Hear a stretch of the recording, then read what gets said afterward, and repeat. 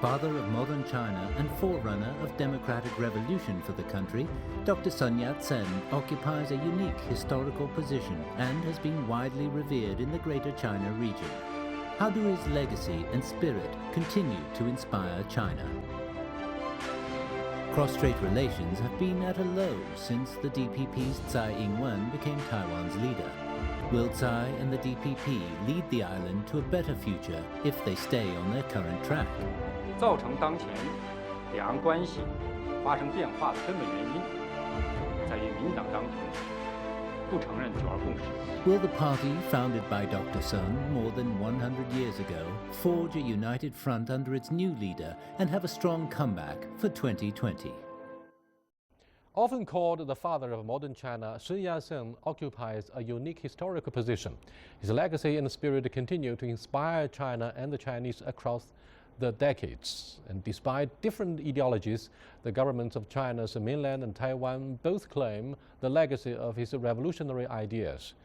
To revisit Sun Yat-sen's contributions and discuss the new dynamics of cross-strait relations, today I'm happy to be joined in the studio by the great-grandson of Sun Yat-sen, Sun Guoxiong, and Taiwan affairs commentator Gregory Yin-Zhang.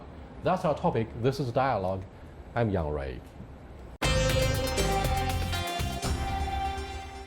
Welcome to Dialogue. Thank you. What's your job as head of the Sun Yat-sen Foundation? To try to spread the word and the teachings of Sun Yat-sen, and principally, main reason why I formed it is to also address the thousands of supporters who supported Sun Yat-sen, but is often forgotten. Dr. Sun Yat-sen, after all, helped establish the first republic of China in our history. What do you think of his legacies? I think he's done a tremendous job by accomplishing the task, overthrowing Qing dynasty, established the first republic government in Asia. He also put forward a theoretical basis like the three people's principle of the people, and so on. He also developed a nationalism, democracy, and people's livelihood. Correct. 三民主义, right? Correct. That's correct. Yeah. So his standing is firm. He's now respected by people on both sides of Taiwan streets. That's marvelous accomplished by itself. Why do you think he's called a forerunner of Chinese Revolution? Because he was the one gone through all the trouble, went through 10 different military campaigns at long last to overthrow Qing dynasty, and he traveled abroad to the United States, to Europe, to Hawaii, to Hong Kong, to raise funds. So he was the center of this revolution force. At long last, overcome all these barriers to achieve the job. Not only that, he had laid a foundation, for example, for China to learn, at least to consider the example set by the United States, for example, of the people, by the people, for the people. And of course, he expanded on that. So China, at the very beginning, has 5 different yuans, administrative, legislative, judicial, added examination and supervision. So he was a great thinker and a great performer, a marvelous man. In theory, hostilities still exist across the Taiwan Strait since both sides failed to reach a peace agreement since the end of the civil strife in 1949. However, Dr. Sun Yat-sen, a very good image about being the front runner and founding father of modern China, has been used to forge a united front across the Taiwan Strait, whatever the serious disputes ideologically or politically. Now, what do you know about your great-grandfather? I didn't learn about him until I was 17. Reason why is because my grandfather, Sun Ko, he treated me like a grandson. My father and my mother, they treated me like a son. So they didn't tell me about politics or your great-grandfather is a famous person. I grew up as a normal child. So I didn't learn until I was 17 years old and was asked to write a term paper. And I didn't know what subject. And my counselor said, why don't you do it on your great-grandfather? I said, okay. And at the time I attended a military school. So I went to the library to look up Sun Yat-sen. I found out that in the geography book, they had 1 page with a picture and 3-sentence caption, father of modern China. And so I went home during Christmas vacation, Christmas, New Year's, that is, to USC Library. We lived close to USC. And lo and behold, I found over 1,600 books on my great-grandfather. I couldn't digest all 1,600. I went to the librarian, being only in high school, and she said, oh, you can get synopsis on almost every book. I proceeded to read about 300 synopses. I wrote my 20-page term paper. From then on, it set me on lifelong learning about my great-grandfather in English, what I could get in America. So I know some things, but not the Chinese portion. Right. Forget about the linguistic differences, whether it's Chinese, English, or whatever foreign languages. What do you think are the most important things concerning the influence of Dr. Sun Yat-sen from your research? Well, what I felt the most important thing, he threw up the yoke of the monarchy to try to free up his people. And as you know, Chinese go all over the world. They admire him, and because of what he accomplished in a lifelong achievement, he sacrificed his life for it, that a lot of people respect him. He's called loose cannon, 孙大炮. That's right. Very outspoken. Therefore, we got a strong feeling that he is more of a man of action than a man of ideas when it comes to the revolution that overthrew and terminated the Qing dynasty, the last feudal dynasty in our history. So, what do you think of his influence? For example, during his lifetime, he advocated 3 major policies. Right. That is 联俄容共扶持工农.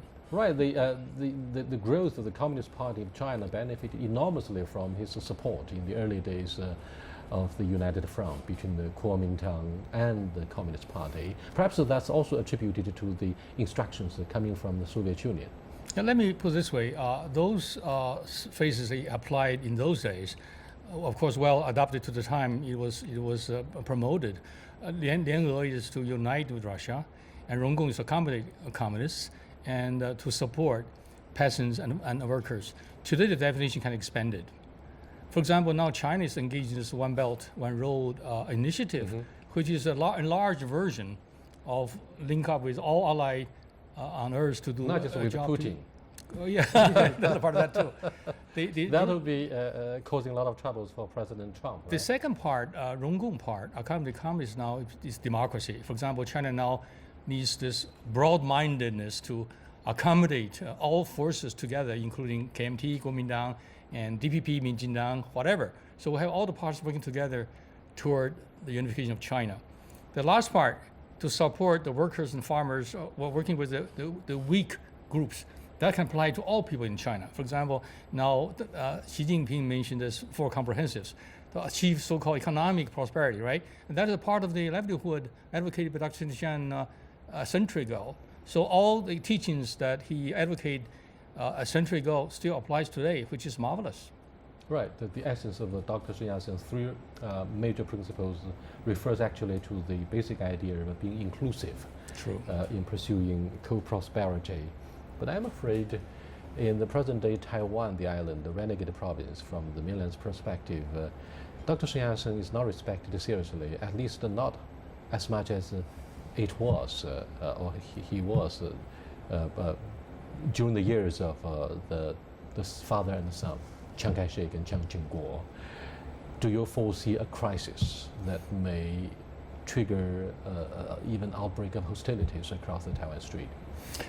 I'm rather optimistic. Of course, nowadays when Taiwan is under DPP's rule, Tsai Ing-wen has a different twist to de-emphasize the importance of China, the contribution of Dr. Sun Yat-sen, or the contribution made by Chiang Kai-shek and his son Jiang Jingguo. However, that stand I would say cannot stand forever because it's against the trend, against the general common knowledge. So I do believe China now, mainland China dealing with Taiwan has to be very cautious, very skillful, and very patient.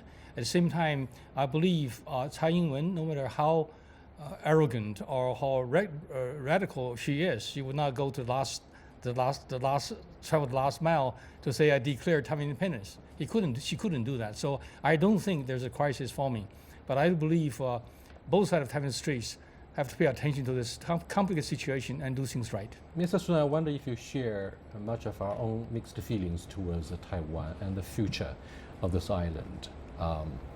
But you once mentioned that Sun Yat-sen spirit is the greatest common divisor for uniting Chinese. Why?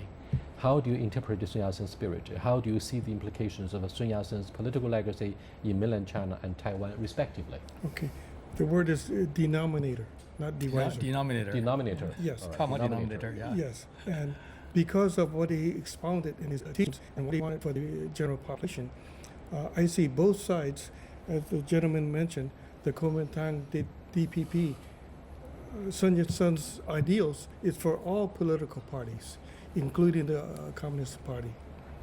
So if both sides can agree to have multi-parties, similar to Europe and to the U.S., then there might be a opening for getting together. Given the strong dynamics in the process of rapprochement across the Taiwan Strait since the years of Ma Ying-jeou, perhaps the Three Links as well as ACFA, what about the possible peaceful coexistence between mainland immigrants and Taiwan immigrants in North America? It used to be that there could be street clashes between these two Chinese groups. What about the latest development? Hopefully, I look forward to the day that Taiwan can open up. Now, I don't expect DPP to rule Taiwan from now on. Although the KMT is in, some people would say Charles, I look forward to them to regroup just like the Democrats will regroup and then be a force in Taiwan as the Democrats will become a force in the U.S. Do you think mainlanders and Taiwanese immigrants in North America are likely to get united for broader political participation in the D.C.? We saw Gary Locke, Elaine Chao, many Chinese American senators and lawmakers. But do you think with the rise of China's economic influence,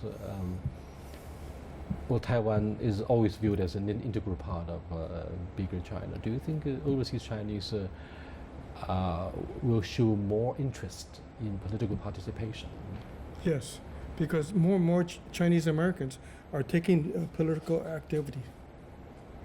Let me add something to that. In 1979, when Deng Xiaoping visited the United States, I joined the political team on the U.S. side, Department of State, to receive the Chinese delegation.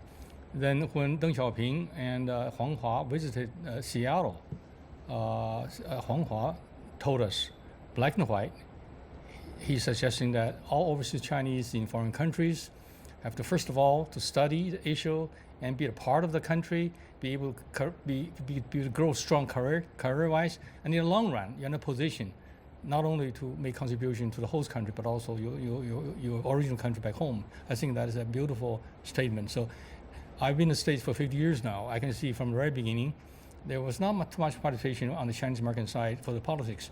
But in the long run, they have learned the lessons because they know without being a part of this force to get involved in election, you have no influence whatsoever in the politics. So I think that awareness is going stronger every day, which is good news.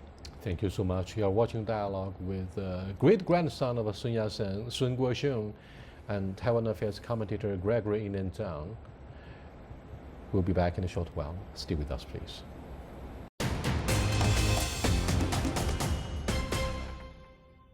CGTN shows you more, providing a fresh global voice you can trust. And a different look at the world you won't find anywhere else. We offer unparalleled coverage of Asia, Africa, and Latin America. We present diverse perspectives on news and newsmakers from around the world. We want to engage our viewers with stories that represent the complete picture. We want to share with you ideas that matter to us all. The stories, the people, the issues. A new and balanced perspective. CGTN. See the difference.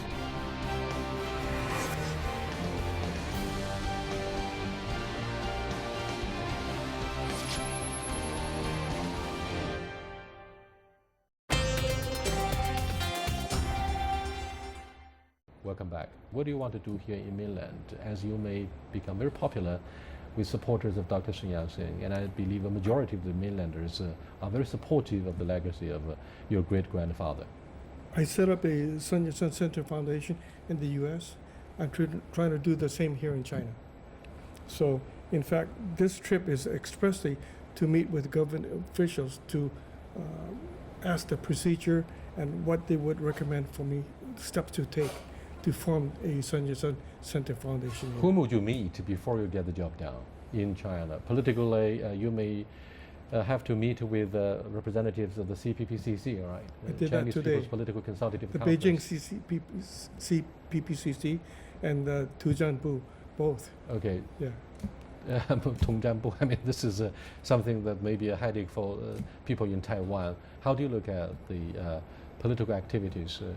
I mean, not political activities, but what do you think of the treatment of foundation by the Chinese government here? I'm glad to see this foundation going strong with these people behind and to get job done. But it's a long haul, because that message comes strong and clear that China need struggle. For example, the last words of Dr. Sun Yat-sen was 和平奋斗救中国, peace, struggle, and save China. Peace today means that across Taiwan Strait, for example, they have to have a peaceful coexistence to begin with. Second, to have a peaceful interchange of ideas, help each other without any reservation. And last of all, achieve peaceful unification. Struggle means the task is not something that can be done overnight. You have to have determination. You have to have implementation to follow through. Then at long last, not only save China, but save the world. So that's the final destination, I hope. Other than the agenda you're going to have with the Chinese officials about your foundation, what is the mandate and the mission of your foundation here in the mainland? A lot of Chinese here in China, they know about Sun Yat-sen. So I'm trying to address the younger generation who do not know of Sun Yat-sen supporters. There's literally thousands of supporters abroad and here in China. So the main impetus of my Sun Yat-sen Center Foundation is to address and to educate the younger generation of all the thousands of supporters who took part in the revolution. A lot of people went bankrupt giving all the money to the revolution. As you know, it was the overseas Chinese who bankrolled it. So a lot of people in China don't know those descendants. So to make the world know, especially Chinese Americans around the world. Right. I think the best thing we can do as a whole to respect Dr. Sun Yat-sen or to fulfill his visions is to really make China a country strong, democratic, and progressive. By that I mean the unification of China is important. There's a suggestion made in Taiwan by one economist saying that in the coming July DPP's Congress, they should have a motion to get rid of this Taiwan independence clause. Therefore, can go back to the right track. That's one China principle. Remove that barrier would give the two sides the strongest support simulation to go further to help each other out. I think that determination is on the DPP side. Get rid of this Taiwan independence clause altogether. Why not? What would you say to your children about Dr. Sun Yat-sen? Right now I'm asking my 3 daughters and 1 son to carry on what I'm trying to do here in China and in the U.S. Have you brought your children to the mainland this time around? Yes. All of my children have been back to China at least 8 to 9 times. What were their impressions? Being born and raised in America, wow. I mean, it's simple words, wow, to see China progress, because they've come back in since 1991 till now. So they see the great changes. And as some people refer to, China's Mao Zedong had a great leap forward. My father mentioned that great leap forward is carried on many, many years, decades. And so my father said that in 2001. And so in coming back in 1986 till now, I've been back to China close to 20 times. I see the great changes all over the nation. So in Cantonese, "Ngo sum hai hoi sum," a very happy heart in Cantonese. to see that the general population is benefiting from Deng Xiaoping's commercial policies. And so I'm looking forward to when more, freedoms are given to the people. Political freedom, educational freedom, all sorts of freedoms. Do your children speak Mandarin? Two of my daughters do. They spent 3 years in Taiwan learning Mandarin and to read traditional. My son just graduated from the University of San Francisco. He studied in Simplified. Are you planning to use your family background and provide opportunities for your children to do business or to develop their career in mainland? Or Both. they want both? Yes. Both daughters want to come here? Well, 3 daughters and 1 son. Oh, 4 3 children. daughters. So 2 of your daughters want to come here. Definitely. Well, the third one, she's 51 years old. She's more set in her own occupation. But the 2 younger daughters and my son have been here. And my son has been introduced to the government officials who understand what he's trying to do. As they were born and grew up in the United States, do they find elements of Chinese culture in mainland strange, alien, or they have developed a profound sense of affections for the cultural roots here? Well, they're exposed to the Cantonese culture. Mm-hmm. So when we go down to Guangdong and Zhongshan, they're all at home, especially the food. The food is the bond that keeps the Chinese together. Do you have the same feeling that the younger generation, descendants of the first and second generations of Chinese immigrants in the United States, may well forget their cultural roots and they have been thoroughly integrated with mainstream society? They always talk about the freedom, individual liberty, rights, the rule of law, proportional representation, parliamentary politics, instead of Confucianism, Taoism, Buddhism. I would say that for people of my generation, I have roots in China. I went to Taiwan, went to the United States, but I've kept, of course, what I've learned here. But I cannot expect my children, for example, to have the same type of intensity or feeling toward mainland China. What I'd like to see that they grow up strong in the United States, become useful, have a useful application of the talents, and they make contributions to the United States, to China, wherever they want to go. Because the world now is one big unity itself. Therefore, a person becomes strong, he has his own opportunity, has his own way to go, and that's good enough. You can expect him to do the same thing as what I do. He do what he wants to do, what he can do best is all I can wish for. What's wrong with the Chinese culture since 4 centuries? Most of them are very comfortable with material life, very close relationship between business and politics that leads directly to corruption. Look at the prosperity of ethnic Chinese in Southeast Asia.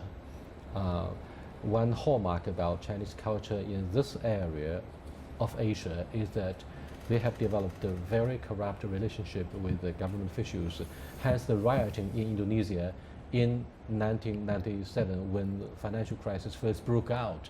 So that gave rise, that has fueled the speculation that some parts of the traditional Chinese culture do not deserve respect. Do you have that feeling in North America? People prefer to do business, talk about money, materialism, instead of faith. Being a third generation American, I don't see that. You don't see that? Especially in the Chinese American families. There's still, the family unit is still basic. And so grandfather, father, children, they're still together. And because of the new immigrants from China, Southeast Asia to North America, that reinforces the Chinese culture of the basic family unit. Granted, people do go into business, and in no matter what society, you have those people who try illegal endeavors. So it's not only Southeast Asia or wherever. In China you have it, North America, Europe you have it. So par for the course, the new immigrants and the old immigrants still have the Chinese family unit. What do you think of an image of overseas Chinese, particularly in industrial nations such as Chinatown? The idea of Chinatown is quickly falling apart given the rise of living standards for the younger generation of the immigrants. They no longer choose to live in Chinatown. When I was in the UK in 1993 and 94, a British gentleman said to me, the image of overseas Chinese here in London is very much about noodle and the needle, right? Chinese restaurants and their shoestring business.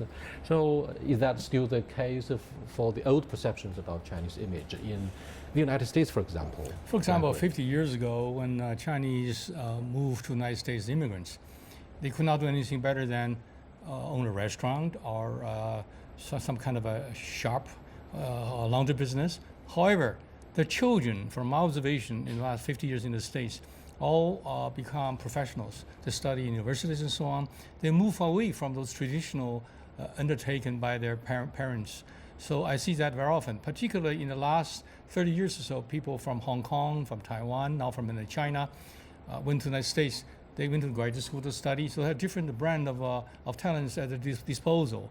So I think it's a good mix, but I think looks bright.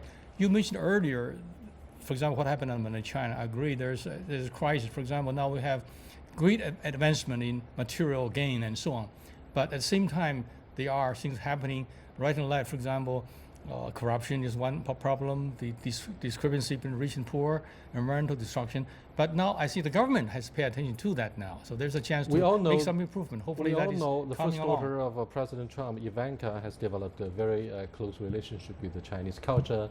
Her daughter is able to sing Chinese songs. But what about the general feelings of Chinese Americans towards the presidency of Donald Trump? Some favor him, some don't. Quite diversified. Pardon me? Quite diversified. Yes. Different. Thank you so much. With that, we come to the end of this edition of Dialogue on influence of overseas Chinese, and particularly the legacy of Dr. Sun Yat-sen. I'll see you next time. Goodbye.